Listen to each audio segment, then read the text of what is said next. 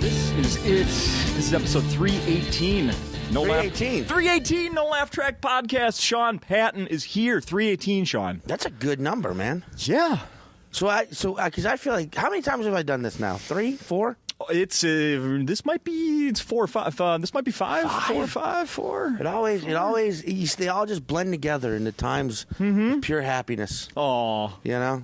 the first time we did one, my new girlfriend, if you remember, came and sat here and watched us record. And I do remember. Now she's been my wife for 3 years. Holy smokes, love. So I blame. No, you get on. Look, I vocally serenade people Damn right. sometimes, and they get married to people without thinking about it. I would love it if that was actually something that happened during my sets. Incidental love connection? Yeah, but false. False? Yeah, like people are always going to get divorced, but they fall. Or maybe not now. That would be like a new age Cupid. You know, like, oh, you fall in love during my comedy, but you got to pay to see it. They show up separated. Yeah. And leave and go home together. And they show up separated, and they leave the building pregnant. They don't know it yet, but conception has happened. Right. Yeah, that's what I like. That's what I like. I love that. Well, welcome back. Thank you for having me, as always. To the listeners, I was late today because I had to get up early and do radio. And then last night's show was a good one, and people wanted to buy shots. One of those. One of those, and then I ended up watching an Allman Brothers cover band around the corner. Okay. Which was interesting because there were no vocals.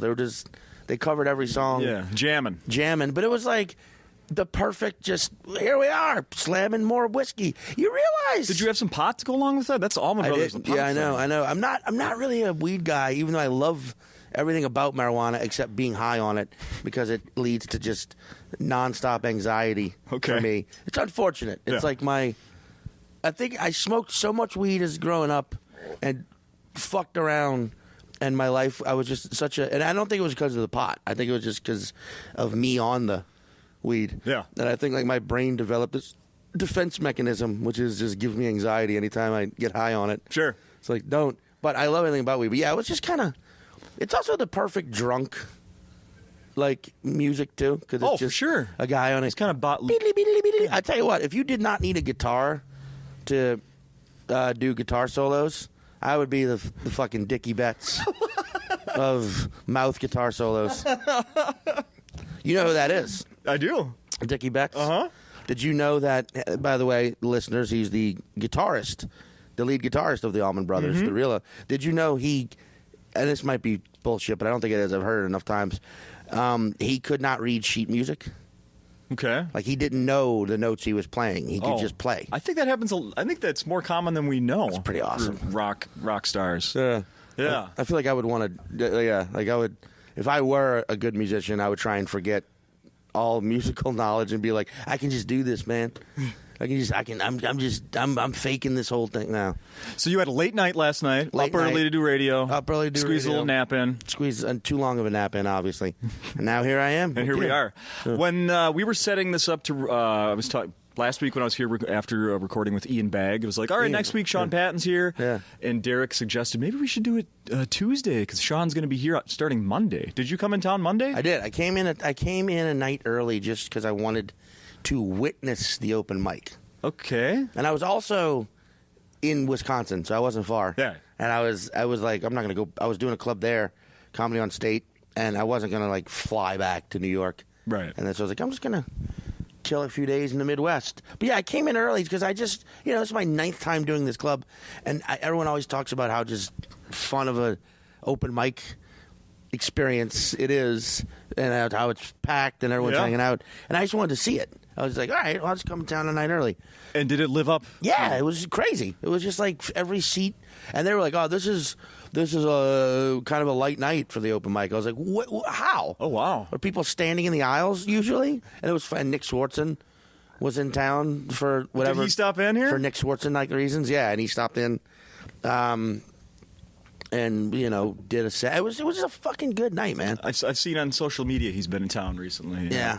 Well, I mean, if you live in L.A., and you're in the entertainment industry, after Thanksgiving, the city pretty much shuts down slowly. Okay. It's kind of annoying. It's like the one real big frustrating thing about LA is like the closer you get to the holidays, the less there is going on. Because that's that whole everybody goes home because they're not from there. That and also like the entertainment industry, they like to take real goddamn long breaks. Okay. You know, and they seriously, like, if you're out there trying to sell a TV show or anything like that, know that if you haven't done it by the week before Thanksgiving, just take a break till the following year, till January, because nothing's gonna fucking get done after so a guy like Swartzen who's from here, I would also leave if I lived in LA. I would also leave. That's what I love about New York. Shit just ramps up. You know, the holidays just get crazier. Oh, okay. There's more shows because there's more tourists in town wanting to go to the shows, so the clubs book more spots, and you can perform more during the holidays in New York. So I imagine that's why he's here, because he's like, well, I'm not going to – everything's shutting down. Sure. So fuck it. I'll go home and be a Minnesotan. When are you back home in New York, the New York home? I don't. It's weird. I'm not going back. I go back Sunday for a few days, and then I'm back on the road, and then I'm in – Louisiana with the family in New Orleans, and then, I mean, I was thinking about that today, which led to what we were talking about earlier. For the past, I don't know, man, it's been years now, and I've just been on the road for 45 to 60% of the year every year. Yeah, and it's like it's a lot, and people, and I don't tour as much as some people. I know fucking guys who are doing like 40 hours or 40 plus weeks a year. And I'm like, that must be insane. Yeah. Like, do you even remember your name? Who are you? You know, because your identity shifts with every city. You know what I mean? Like, you change a little bit depending on where you are. Like, here, I know you all, so I'm and I love the city, so I'm like jovial and happy and great to be here. But then, you know, you catch me during a week in like, you know, fucking Orlando or something, and I'm a little more reserved and alone. And kind of crazy, you know, because I don't know anybody. And every year I go to that club, it's a different staff. And it's not you know, Orlando's fine, but you know what I mean? It's just not the most, it's just an example. But some cities are just not cool, like this place. So I just booked a family vacation to Orlando. They have a comedy club there? Yeah. The Improv. Oh, okay. And it's not bad. It's not a bad one. It's one of the better improvs. Okay. A lot of the improvs are garbage shitholes. And I can say that right now because I don't give a fuck if someone hears this and goes, you don't want that getting out. The Improv tried to play hardball with me like a bunch of children. So fuck the Improv. Okay. There you go. All right. Like children. They got childish about something.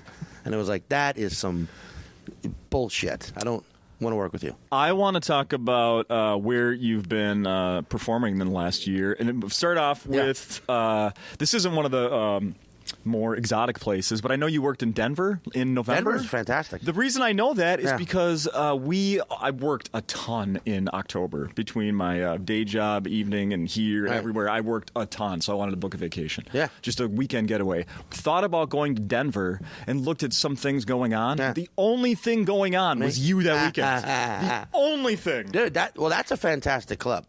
The Denver Comedy Works. Comedy Works, yeah. Fantastic club. And I would have hit you up. Yeah, it's a fantastic club. And Denver's great. Denver's great. Have you ever been?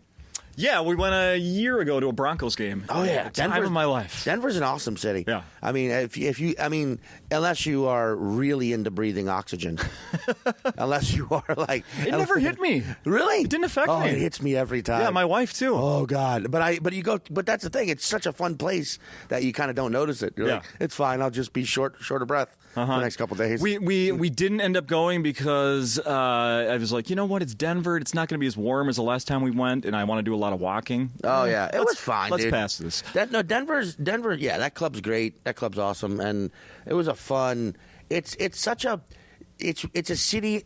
But you already live in one of these cool cities. Like I always think about cities I would want to live in outside of New York City, or LA, where it's just getting more and more crowded and more expensive, and like, you know, the comedy scenes are just rupturing because there's so many comedians there, and you start to think like, well, what else is out there? And Denver's like top of my list of like different cities to move Okay. to. Yeah, because it's got a great club, it's got a great scene, and it's also just a chill, both literally weather, but also like it's kind of great living in a place where there's like not like legalized marijuana because you notice the overall sort of mindset of the like it's a relaxed place.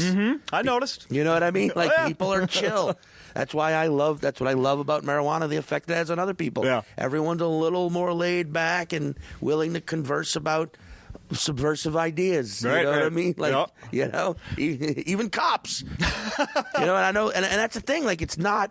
They can also get high. Yeah. It's not because it's not a controlled substance anymore. And so, like, cops can also get high when they're not on duty, but it has that effect where your cops are a little more laid back, man. We just elected a governor in Minnesota that's pro legalization. Good, so. because this place is I mean, you're talking about a city here, which I love this city, but you're talking about also a state that's a tundra 6 months out of the year. Yeah. So why not let people just get rip roaring baked Yeah. legally? You know what I mean? Like, think about weed delivery services in Minnesota from November to April. Will Amazon get in on that? That's all I wanted to know. Oh God, I hope not. I hope not. So we ended up, instead of going to Denver that weekend, I chose Las Vegas, which has nothing in common with Denver. I know. That is the most ridiculous. What? I knew that would be your reaction. What? I know. That is serious. Like being like, I wanted a good craft beer, IPA maybe, or even an APA, but I decided to go with a fucking 16 shots of Jaeger bomb, 16 Jaeger bombs in a row. I had to do them all. Yeah. Then I decided, oh, dude, Vegas. Now, wait, when was this?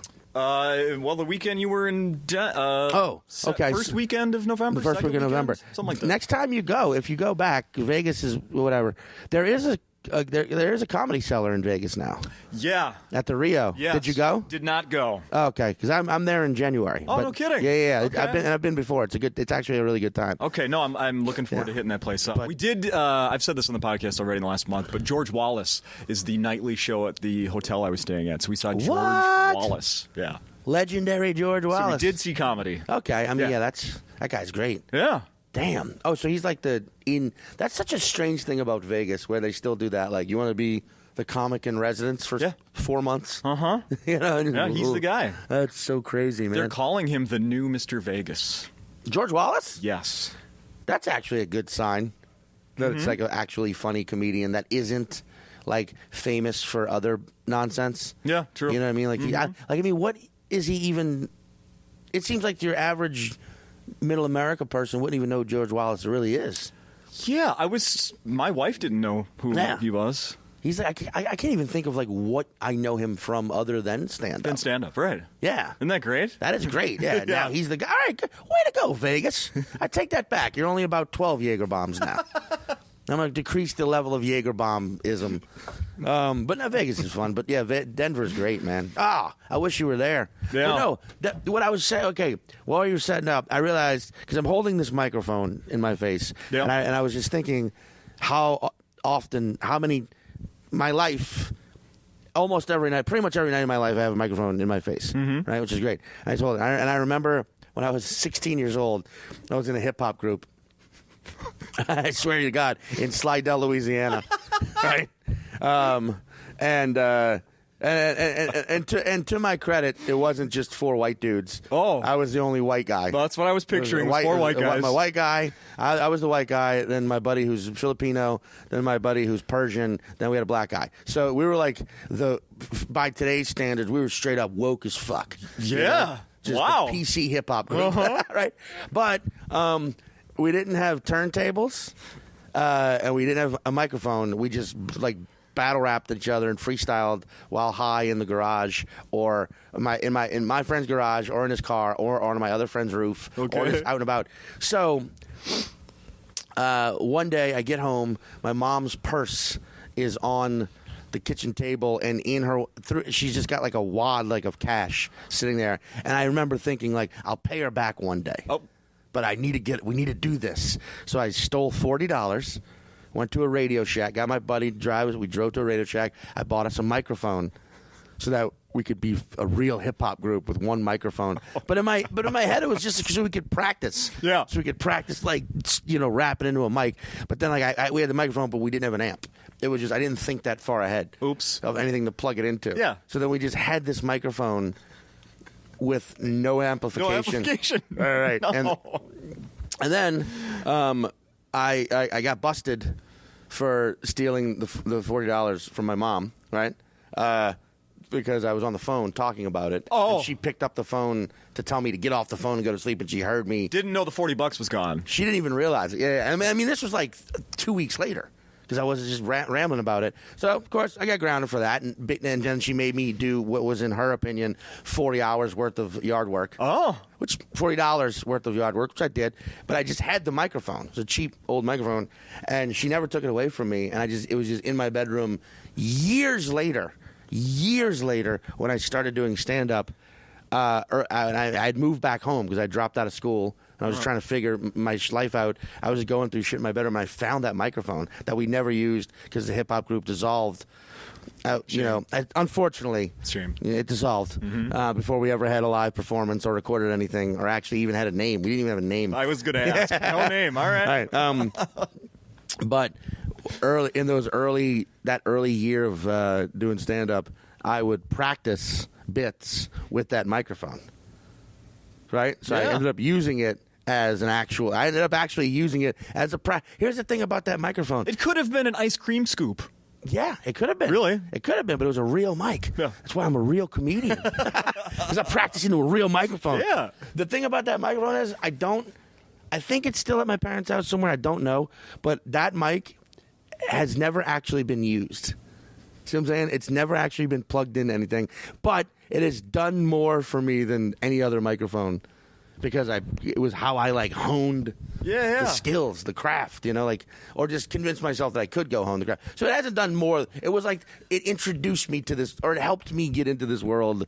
And now many other microphones have done more for me. My point is, I just have an affinity for microphones, and I now have one in my face. Do you remember the Mr. microphone? The one you talked into and it would play back? No. It was you could have used this with your hip hop buddies. Shit. It was it would how did it? Oh, it had a beat. It had like a beat. No. It connected to your home tuner. Ah. You would set it to a signal that wasn't used on your radio. Okay. So it would send a radio signal to your tuner, and then you could play it off the home stereo. Dude, that would have tons of feedback if you didn't get it right. Yeah. Well, had I known about that, we could be doing this podcast at Madison Square Garden right now after a sold-out show, and in a reality where you're a radio DJ / music journalist. That's right. Yeah. Damn it. I listened back to when you were here last year, which was like this week, I think, last year. Yeah, it was roughly a year ago. Yeah, so you're being consistent there. One of the last things we talked about is you said Netflix is trying to ruin comedy with all of the specials. Now we're a year later. Yeah. I just read this morning 47 new specials. You're shaking your head. Yes, are being posted on January 1st from all over the globe. Yeah. Has your opinion changed? I mean, are there 47 comedians around the world that deserve an hour special? Ask yourself that. A lot of those are half-hour specials, though. And they shot a lot of them at JFL last year. Yeah. Swartzen, by the way, is one of them, who we've already mentioned. I mean, I don't think... Do I think they're trying to ruin... I mean, the problem is that it's kind of... The bubble's already burst. Like, it's not... A special does nothing for you anymore. Like, or it's got to be a special that, gets specifically to your fans. It's disheartening because... in their mad scramble to sort of corner the market on stand-up, they have oversaturated it. Okay. It's 100% what Netflix has done. And I personally know the people in, the decision makers as far as stand-up is concerned. I know them personally. They're good people. Yeah. I don't think it was I think they were pressured from I don't know if Netflix is a publicly owned company. I don't know but they were pressured from the higher-ups to corner stand-up. Okay. I truly believe that. And this is our priority. Yeah, and it has and it hasn't. It has in the sense that it felt like there was a time where if a comedian had a special out, it said to the viewer, whether they were a fan or not, hey, you should watch this. This person's good enough to do this. Yeah. Now, there's just so many fucking specials out there that it's removed. They shouldn't call them specials anymore. They should just call them hours. When one of your, hours. how do I say it, contemporaries? Yeah. Either maybe you find out or they tell you. Like you're crossing paths at the cellar, and they're like, "Hey, or maybe somebody's like, "Hey, did you see that? Blah blah blah. Got a special." I mean, how do you react to that? It used to. Oh, good for them. Generally, I've shaken off a lot of bitterness. You know what I mean? Like it's not anyone. It's not their fault or anyone's fault that I don't have one. You know what I mean? Not even mine. I think it's like one of these. Right place, right time, right person seeing it. Like I do have irons in the fire for a special, and I guarantee when I finally do release my first hour special, it will be worthy of your eyes and ears. Yeah, awesome. Like I am, it's just sometimes I like the idea that they're opening up the market so that people who normally couldn't get access to a special can. Yeah, and I like the idea that they're giving it to people from around the world, not just Americans, obviously, not just like your standard. I don't want to live in a world where comedy is all about the same 9 comedians every year. I don't want that world. Right. I do think we don't want to go as far as where I don't think there needs to be 500 comedy specials a year, but hey, 200, 300, sure. But like I just wish they were a little like. Why does it need to be 47? Mm-hmm, right. But why not 27 or 30 even? Yeah. Like I feel like they just and that's the problem is there's so many comedians and everybody's pitching their clients as from the manager agent standpoint. So like there's gonna be 40% of that 47 specials is gonna be people who maybe aren't developed enough to have had specials, but there's gonna be a lot of them that are great and that will do like. There's a guy. Named Dave Merhige. I hope I'm saying his last name right. Jesus Christ, Dave, if you're listening to this and I didn't say your last name right, I apologize. But he's a Muslim comic from Canada, and I saw him warm up for his half-hour taping in Montreal this past summer, and it was fucking awesome. And like people like him, like. They would normally not get they'd probably have to wait in line a little bit longer just because they're less unknown, but because there's this imperative get out there and find people thing with Netflix. Okay. Awesome. Like so it's a double-sided coin there. Like I wish they would be a little more tight-reined on how many they give away just to not saturate the market, but I do appreciate that they're looking for people now. Yeah. And I don't know where mine will end up. I don't know if it will end up on Netflix. I don't know. I know I don't want it to go to Comedy Central because I truly believe Comedy Central does not deserve specials right now because of how they've mishandled. Like they should step aside. And I'm seriously. Like, you're not the first person that said that here. Keep making TV shows. They make some pretty good shows. Yeah. Broad City's awesome. I love Corporate. I fucking love it. I think it's a great show. They've obviously the Daily Show, South Park, the Key and Peels and Inside Amy Schumer's of the world. There'll be more of those again. Make TV shows, but they have fucking mishandled and really fucked up specials for people. Yeah. And I don't think they should, unless they completely change their platform. I don't think people should be sending their specials that way. Anyway, point being, who knows? But. It's a different world with it's. I think we're going through now what music went through 20 years ago, where like it gets to like think of the 90s. Think about a band like Stone Temple Pilots, for example. Stone Temple Pilots were huge. They blew up, massive, on the charts, big. Oh my God, stadiums, rock stars forever. Scott Weiland, dead now, and the band kind of dissolved way before he died. Yeah. But they had their time, right? For sure. Versus a band like Guided by Voices, who was around roughly the same time, but in the 90s, you didn't hear about Guided by Voices. They didn't have videos on TV. They didn't have barely any airplay, but they were able to get their music out there for the fans and just play consistently. And now, 20 years later, they're still together. Yeah. They're still touring. They're still making music, and they're still fucking good live. So it's like, I think you're going to get that with comedy now. Yeah. There's going to be, if you're good at it, there'll be the, I don't know when there'll be the Pearl Jams. That's like a John Mulaney or a Maria Bamford. You know what I'm saying? They're always going to make great shit. Yeah. And then they'll be like the Guided by Voices. Like, you got to slug it out and just stay good, and you'll get your due at some point. Yeah. And then there'll be everything in between, Mm-hmm. But I think the days of the comedy superstar are done. I don't think there's going to be any more. Or Kevin Hart will still sell out arenas. Schumer, who I love and respect, I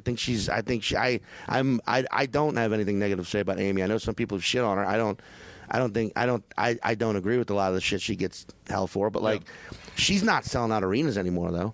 She's only doing theaters now. But she's she's fine. She'll always be great.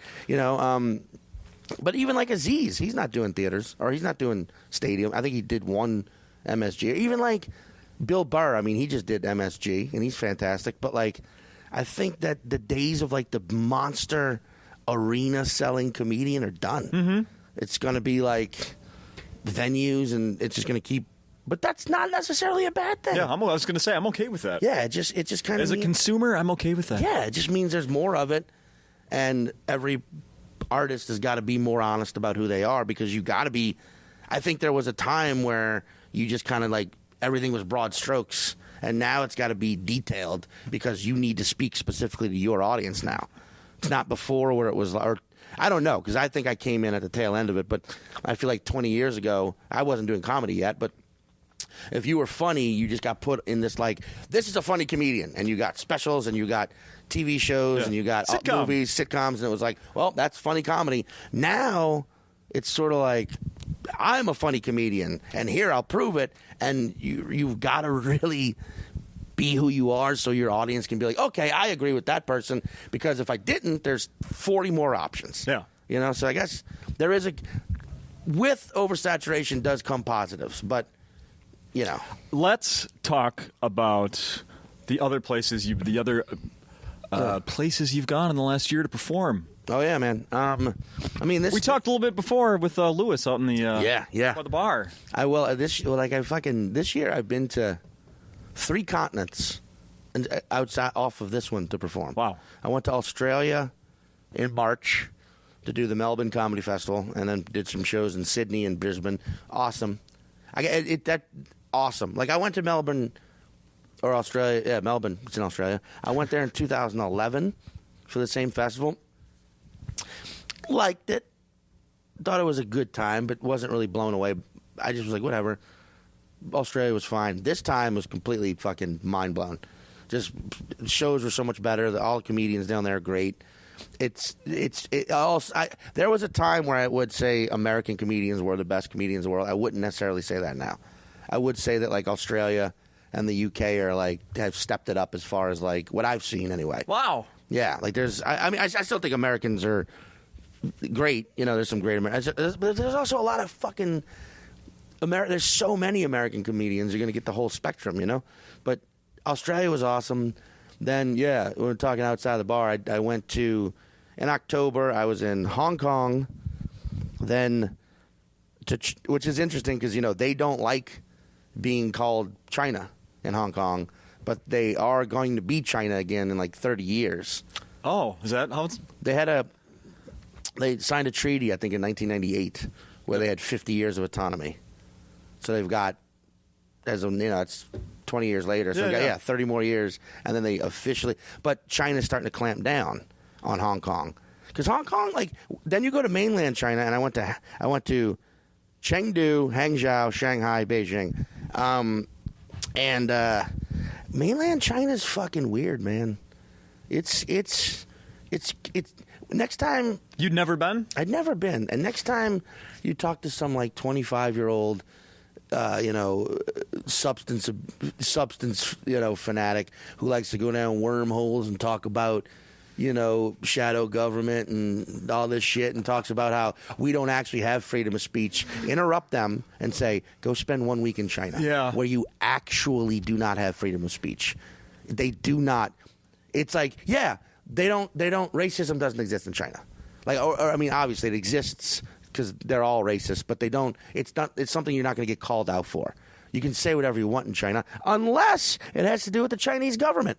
Okay? So, yes, in China, you can openly shout racial slurs, and no one will give a fuck. However, if you go, isn't it weird that the current president just changed the constitution of this country to become president for life? You might disappear. There's a chance you will be detained, and they don't have to notify anyone. You know what I mean? Like, it's a fucking scary place when you think about it like that. And there's a certain movie that this is a documentary this is reminding me of. What is it? Yeah, I Need to Kill. Yeah, but when in that documentary they didn't go to mainland China.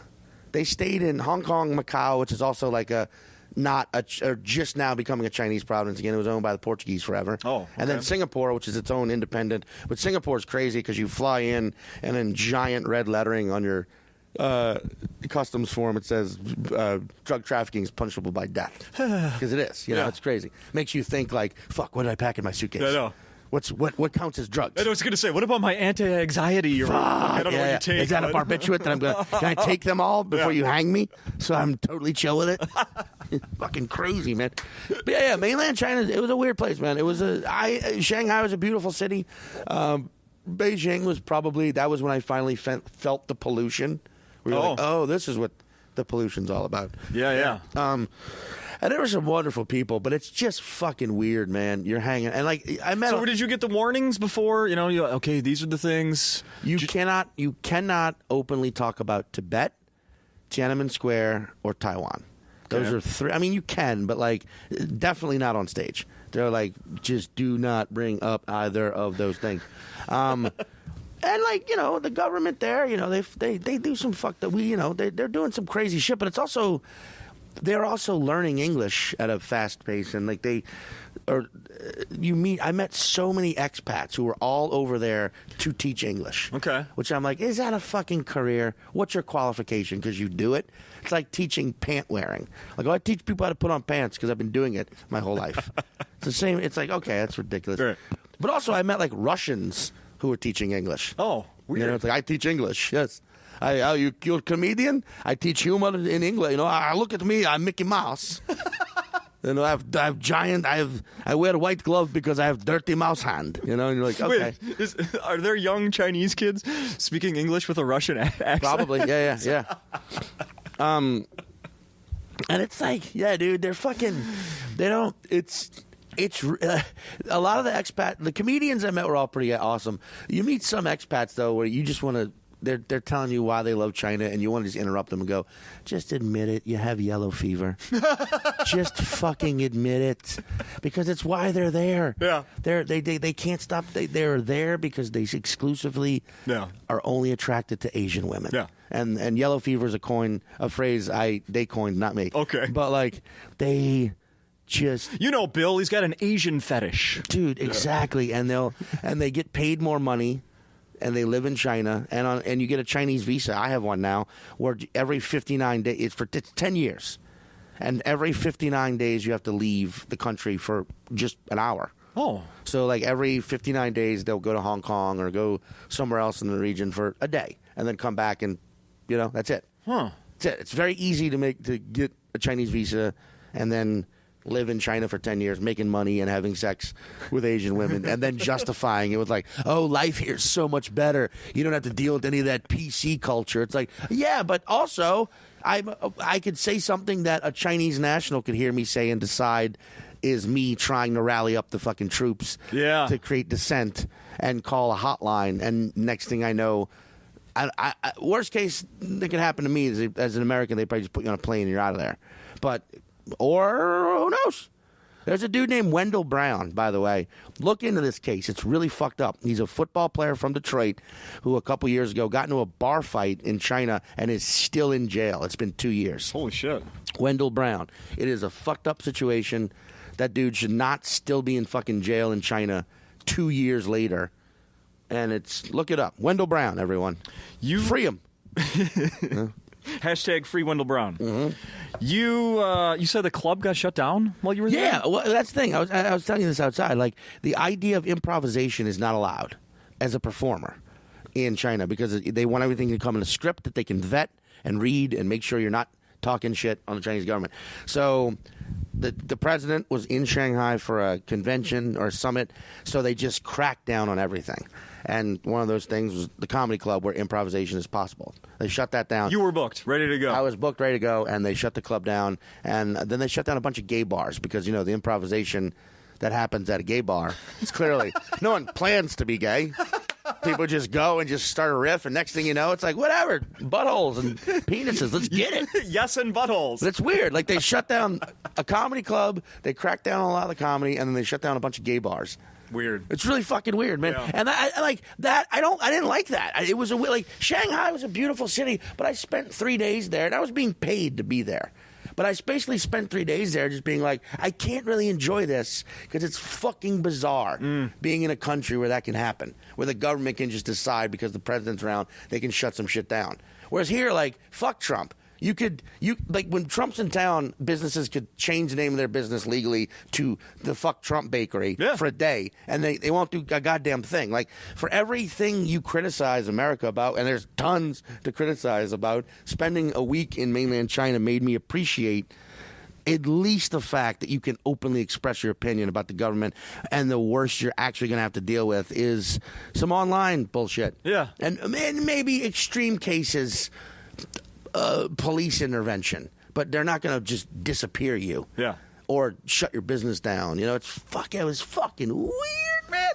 And people that are listening to this I'm sure there are some because I've had everybody from I Need You to Kill on this podcast talking about it. They're curious. Did you watch it? I know the answer. But they want to know, did you watch it before you went on this trip? I didn't. That's what I was telling you all the time. I didn't watch it before I went on a trip, even though Chad and Tom and Pete are buddies of mine, and Lewis is a great man, buddy of mine as well. And I knew about it and wanted to see it. I just time got away, whatever. And it wasn't until I landed in Hong Kong, and then the guy named Jameson Gong picked me up at the airport, sat me down in the airport. That was fucking weird. That was just such a weird, like, hey, man, all right, good to see you. Welcome to Hong Kong. Sit down. It's such a strange, and then paid me and then said the words. All right, just know, man, we're going to have good shows this weekend, but listen to me. I need you to kill. And as soon as he said it, it was like this, it was like my head was a hallway and all the doors flew open at once. And, in every room they were playing the documentary at full volume with Pete and Tom and Chad doing the commentary. Yeah. Like, it was like, oh my God, this is the guy. This is him. This is what that fucking movie's named after. This is Jamie for the movie. Yeah. And he must have said it, seriously, in 4 days. He probably said it about 35 times. And like I said to him when he first said it, I was like, oh, you want me to kill? Oh, okay. I thought I took a 16-hour flight to try out new shit. I thought this was the world's most elaborate open mic scenario. Yeah. But, like, yeah, he was a very cool dude. Showed me around. Took me. It was kind of cool because I saw a lot more of Hong Kong than I probably would have. Because I'm a shit tourist. I get to a place, I find a neighborhood I like, I stay in that neighborhood. And I just I go drinking and hang out, but I never go do the touristy shit. Okay. But because of him, he was like, we're going to the top of the mountain. We're going to go to he took me to it's kind of funny. He was like, let's go to Chinatown. I was like, what the fuck are you talking about? Huh? He's like, no, there's a Chinatown in Hong Kong because Hong Kong, not technically part of China again. I was like, that is so, but you're Chinese. It's like, yeah, I know, but. And he took me there and saw that, and that was interesting. That's news to me. Yeah, and then he took me to, the Wan Chai neighborhood, which is like they're kind of sketchy but yet awesome, neighborhood. Okay. They've got this thing, dude. This is so fucking weird. It's called Servants. I think it's called Servants Day. I forgot the exact name for it, but basically, there's all these Maids Day. There are all these.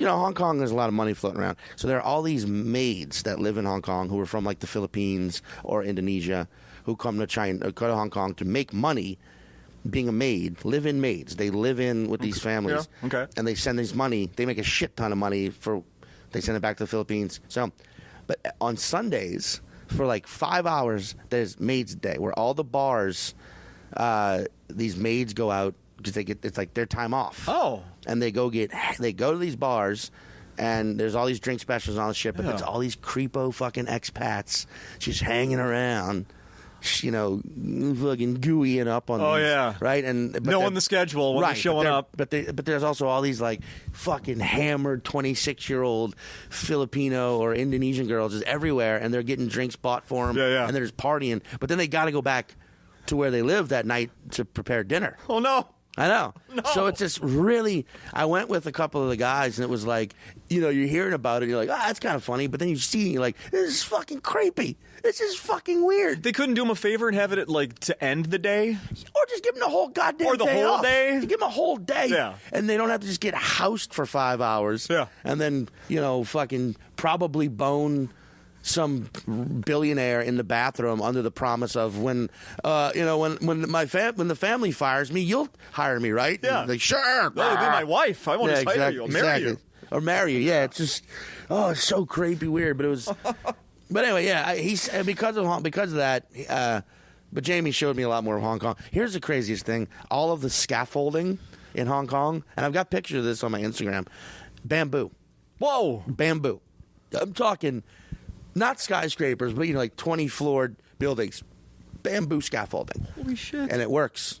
It's like proven to work better than steel. Or it's crazy. You see motherfuckers climbing through bamboo, and it's like they don't seem afraid.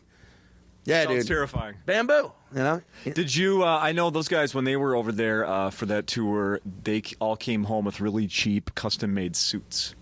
Oh, I didn't get the custom. Yeah. You didn't go out and do something like that? But that you can do that, man. Yeah. But also, there was this place the hotel I was staying at was right by like a market, like a street market where you could just buy fish and oxtail. Or there was one place I walked past every day that just had octopus tentacles, like hanging. And every day I would walk past and there would be 6 to 8 of them. And then every day when I would head back to the hotel before shows, it'd only be like 3. Yeah. So I was like, man. So in that time, someone came and bought an octopus tentacle or 2. Yeah. Just like throw, or maybe the staff threw one on the fire and chopped up for. That is such a weird thing. We have free samples sitting out today. Yes. Help yourself. Oh man. Did you eat anything crazy that you had never had before? That was the thing. Just actual Chinese food. Mind blowing, dude. Chinese food is. Asian might be my favorite cuisine. Just across the board. I love it all. But like having actual Chinese food in actual China where you have like the Hunan style and the Szechuan. I'm going to fuck that up every time. But Szechuan, thank you. It's so different. Like when I was in Hangzhou, the food's real spicy and fucking like, it gets in there. And then in Shanghai, it's all like sweet and sesame-like. And then in Beijing up north, it was spicy again. And Hong Kong was all about dim sum. And having actual dim sum where it was invented was fucking great. They're just throwing it at you. The place where eating was the most insane for me was Malaysia, because that's all they do. That's like their national pastime is eating. And it's weird because they consider themselves a third world country. I'd say it's more second world. Okay. I've been to like Cuba. That's a third world country. But like this was a little more, but like that all they do is eat.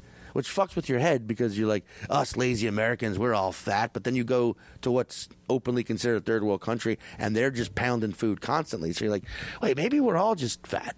Maybe humans are just fat. Yeah. It's crazy. Food's too good. Food's too damn good, man. Yeah. But the one thing, this is a little anecdote. Yeah. Personal space does not exist in China. Just doesn't exist. It's like, why? Why do you need personal space? That's just space because there's 1.4 billion people. Sure. They need to, and they figured it out, dude. Dude, I swear to God, I would be in a car or a cab where the driver would just suddenly turn right, and there's like another car right there, and somehow that car knows to also turn right. And like, I'm talking some of the way some of these guys drove, and girls too.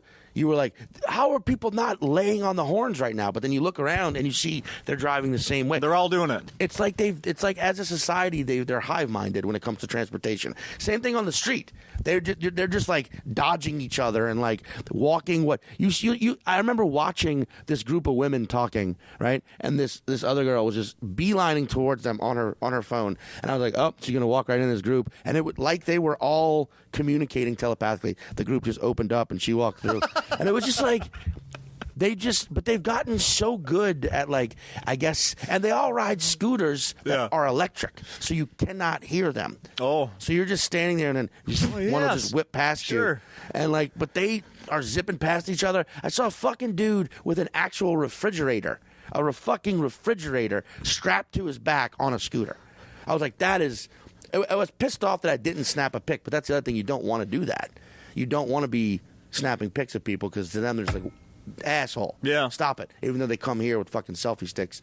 I think that's actually Japanese people. But I was in this bookstore in Beijing. I was in the bathroom. There was one urinal, one stall. Someone was in the stall taking a shit, definitely squatting, because a lot of toilets are in the ground. Not everywhere, but a lot of the places. So it's all squatting toilets, which I tried.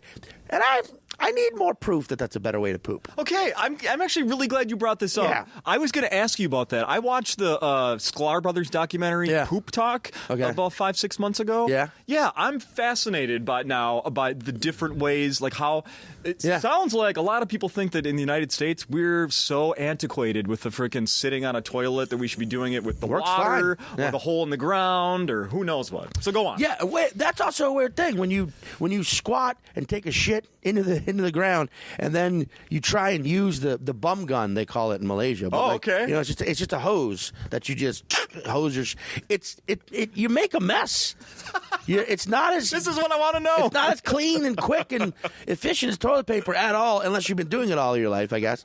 But like, I mean, I have a bidet on my toilet. You could buy a bidet to right. Yeah. Yep. I think we're fine with pooping. Okay. I did the squatting thing. I don't know. I need more proof that it's more efficient. Okay. Not just a fucking ploy by Squatty Potty, the company. Because everyone's got like, oh, I got a Squatty Potty. I'm like, I notice you don't use it. I notice it's in another part of your bedroom, or not. For the record, I use mine. You do? I do. I just don't. I don't know. I've used it before, and I'm like, I don't. I poop fine. Maybe I just have superior intestines to everyone. But point being, someone was in the stall, so I'm at the urinal, and when I use a urinal, and I have since I was a teenager, I piss high school guidance counselor style. It's just hand on the hips. Okay. All right. I do it, and I do it for the sole purpose of now. 20-something years later, it still makes me giggle just a little bit every time.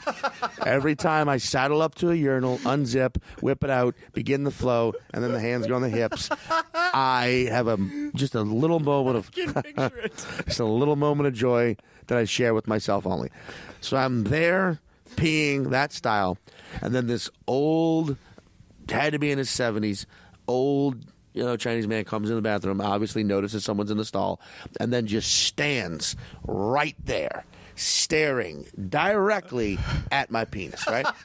And now I'm going through a myriad of thoughts. I'm like, be open-minded about this. Don't freak out. Don't. This might be an honor. It might be an honor to have your Western conqueror's penis judged by one of the elders. You should have bowed to him when you were done. Right. Thank you. I'm just peeing slowly, and then I'm like, hey, do you don't know this guy's thing? He might be a fucking urinal cake aficionado. Only there's no urinal cake. There's no cake in that urinal. It was like a orphan's birthday party in there, And now I'm just like, okay. And then of course, slightly racist thoughts, of course. I'm like, don't make any sudden movements. This guy might fuck you up. He's an old Chinese man. You don't know how many different styles of swan technique he knows. Right. Just finish. So like, I piss, and the moment I shake, his hand goes into his pants. Right, and I don't know why, but my first thought was, "Oh, great, he's gonna pull out a dove." I don't know why my brain went to a dove. Like that stereotype that doesn't exist. Like old Chinese men or bathroom magicians always whipping out doves. Right. They're squatting to take a poop. They stand up. There's a rabbit in the toilet. Hey, there's nothing in here. Yes, there is. But I don't know why. When I saw his hand go in his pants, I was like, "Oh, here comes the dove." But instead, he just whips out his dong and then quickly just moves in front of me. Yes. No. Yes. So he was not at all watching me pee. He was watching for the moment I was done. The second I was done, so he could squeeze in, because if someone else had walked in while I was pissing and noticed that I was done before him, they'd have cut him in line and squeezed in. That is 100% how shit works over there. Like, cutting, not a thing. It's simply the line was moving and you weren't paying attention. So in that millisecond, someone else saw, they jump in front of you, man.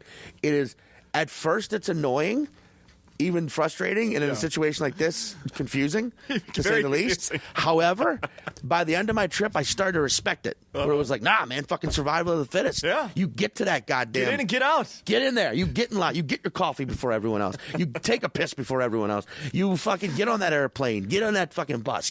You just keep your fucking wits about you. Wow.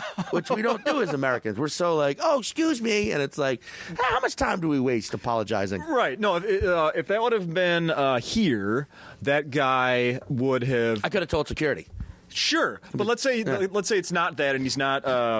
He's a white guy that comes into the bathroom waiting for the one urinal that you're using. Right. What happens here is that guy pulls out his phone, turns his back to you, pretends like he's looking at something. Yeah. Like, yeah. Isn't direct. Oh, he's done. Oh. Washes his hand again. Like, that's weird because I happen to have to pee. Yeah, exactly. Yeah. It was a crazy.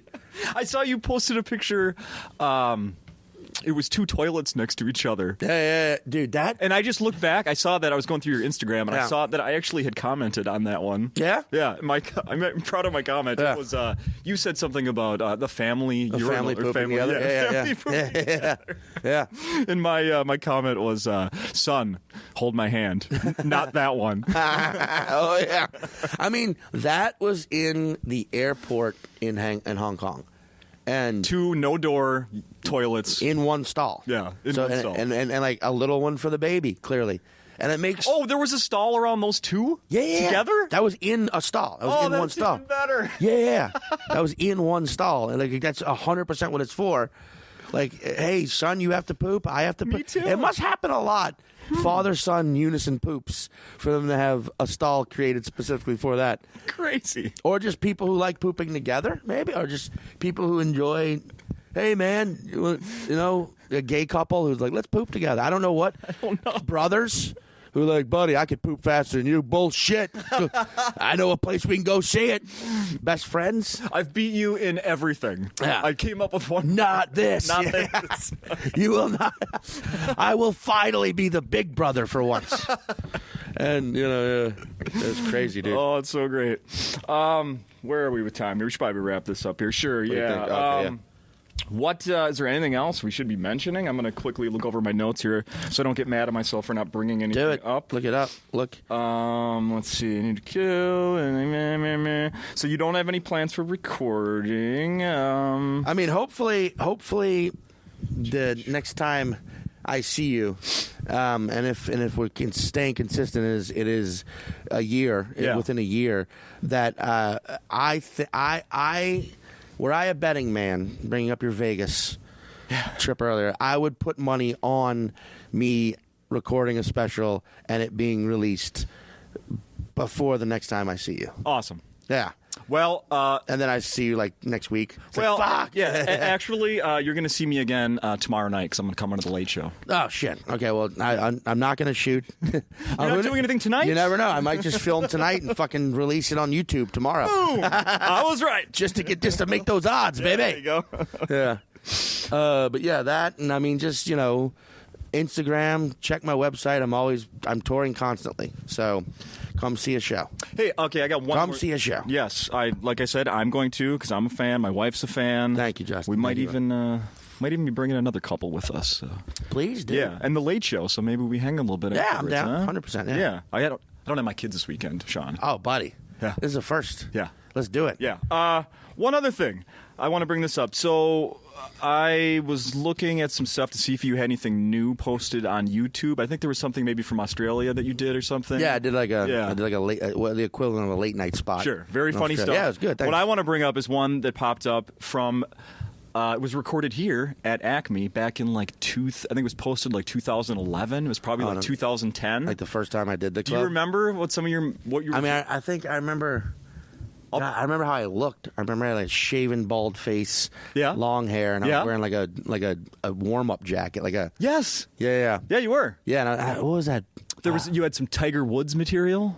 Oh, Jesus Christ! Is this painful to bring this up to you? No, I just remember that. I do remember that bit about like, come on, of course he's cheating. Yeah. Yeah, I remember that. It's just interesting to look back now, like between 2011 and 2018, where we are now. Like, how did that? Okay, Tiger. Yeah, he kind of did fall from grace, and now just recently getting a little more attention. People paid to watch him some pay-per-view thing a couple weeks ago. Yeah.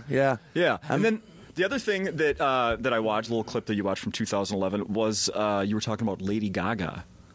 Lady Gaga. You loved her music. Oh yeah, I did. I still love that song. Yeah, and she's back. And she's huge now. Actress. Mainstream actor again. People are talking about that movie's going to win awards. And my wife came home, told me she cried. And I've heard that movie's good. I always liked Lady Gaga. Yeah. I was always like, I never got why people suddenly like. I still love her fucking Super Bowl performance from like 2 years ago, whenever it was. It was like that was a great performance. Yeah. I don't know why anyone ever got weird about her.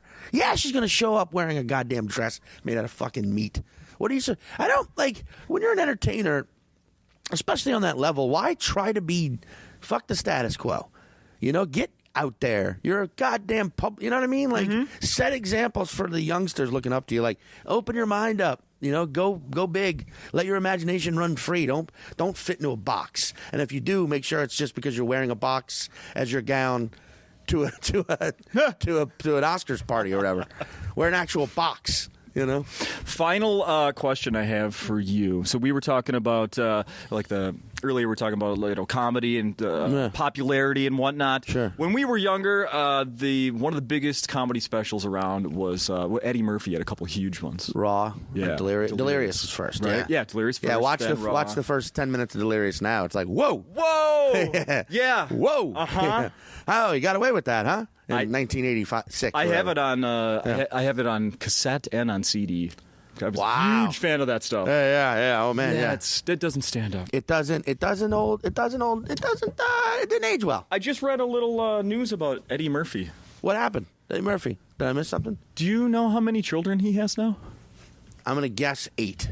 No, that would be low. Are you serious? Yeah. How many? 10. Eddie Murphy? He just had his 10th child born earlier this week. Jeez. 10! Same woman? No. Of course not. Jesus Christ. Yeah, I mean, He's 57. His oldest is in the late 20s, and he has a newborn. That's crazy because, like... Eddie. Yeah, I mean, yeah, like they... Bro. That was superstardom. Like that, we talk about superstardom. Like that dude got launched into the goddamn... stratosphere. Yeah. It was just the biggest. I mean, I was kind of too young during his heyday, but like I remember after it and being like going back and watching all that shit and being like, Jesus Christ. Yeah. Man, Eddie Murphy, 10 kids. 10 kids. Well, hey, to lucky number 11, Eddie. There we go. Dedicated this one to you, Eddie. Yeah. And your wife's uterus. Eddie the sixth. Yeah. I imagine. I would love it if they were all named Eddie, like George Foreman. All of his kids are named George. Eddie. That's Eddie. That's Edward. That's Ed. George Foreman just names everything after himself. His grill, right. His house. That's George Foreman, the house. Thank you, Sean. All right, thank you, bud.